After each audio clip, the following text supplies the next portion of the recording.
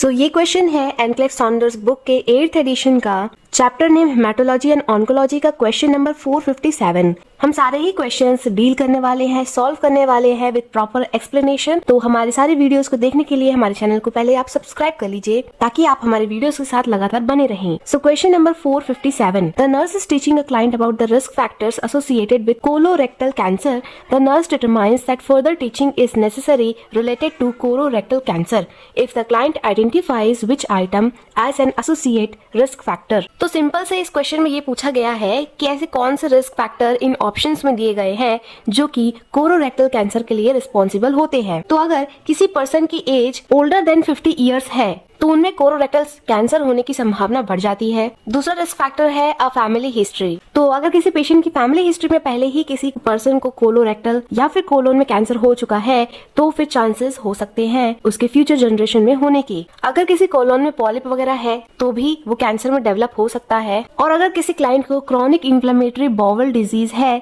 CIBD है, तो भी ये कोलोरेक्टल कैंसर के रिस्क को बढ़ा सकता है। तो हमारे ऑप्शन 1 में ही हमारा आंसर है जिसमें दिया गया है एज यंगर देन 50 इयर्स। और भी रिस्क फैक्टर होते हैं जैसे कि हाई फैट। जो हाई फैट डाइट लेते हैं उनमें भी कोलोरेक्टल कैंसर होने के चांस होता है। जो नॉन वेजिटेरियंस होते हैं उनमें भी ये रिस्क रहता है। सो हमारा आंसर ऑप्शन नंबर 1 है। साथ ही हमारे वीडियोस में हम आप लोगों को एनक्लेक्स में जो आंसर दिया गया है, जो उसमें सॉल्यूशन दिया गया है, वो भी हम अपनी वीडियोस में ऐड करते हैं। आप उसे भी रीड कर सकते हैं। और अगर आपको ऐसी ही वीडियोस और देखना है तो आप हमारे चैनल को सब्सक्राइब कर लीजिए, हमारी वीडियोस को लाइक और शेयर जरूर करिए।